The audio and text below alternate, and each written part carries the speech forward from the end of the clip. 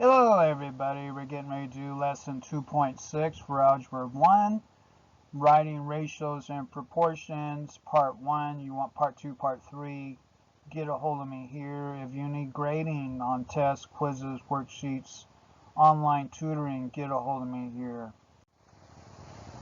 2.6, write ratios and proportions, part 1. Here is our objective here and our standard. We got a 32-point skill sheet here of classwork, and then we got a 14-point note-taking guide here for this lesson. Teachers, here's your bell work for your students as they come into your classroom. Homeschoolers, your warm-up, and give your students 5 minutes to solve these equations, both of them. Okay, welcome back. Your solution for number 1 is there. The equation is identity, so the solution is all real numbers. This is the same line here.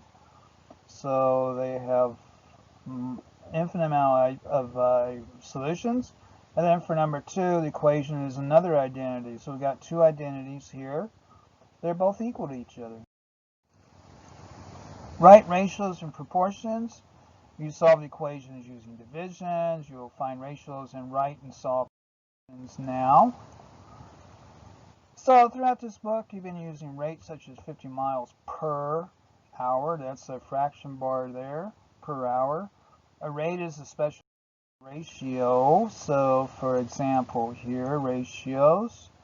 A ratio uses division to compare two quantities. You can write the ratio of two quantities A and B where B is not equal to 0 in 3 ways. A to B, A full colon B, or A over B. Each ratio is read the ratio of A to B. Ratios should be written in simplest forms. Okay, students. Define ratio in your own. Okay, example 1. A volleyball team plays 14 home matches and 10 away matches. Find the ratio of home matches to away matches. So home matches to away matches, 14 to 10. And then simplified it's 7 over 5 for that.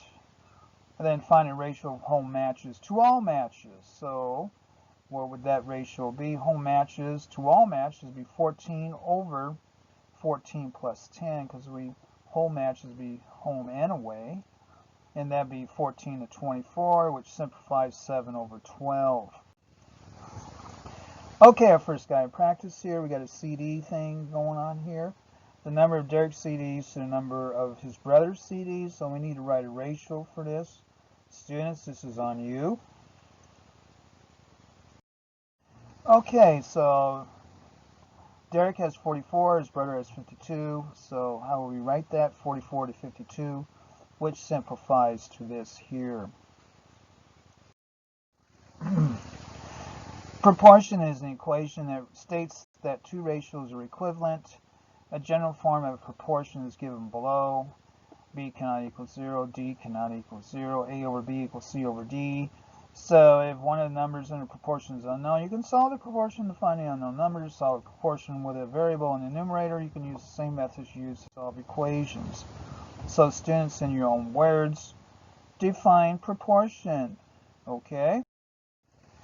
And for example, to solve the proportion, we got a proportion here. How in the world do we solve that? So we cross multiply, do we not? 30 times. Well, this one they don't.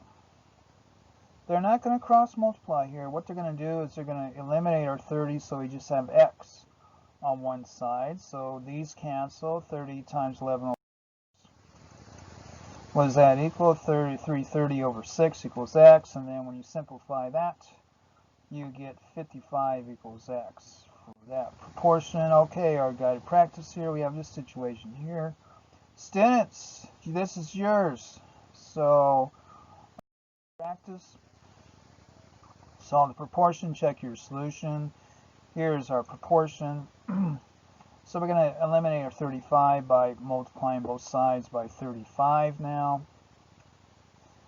These cancel. W equals 35 times 4 is 140 over 7.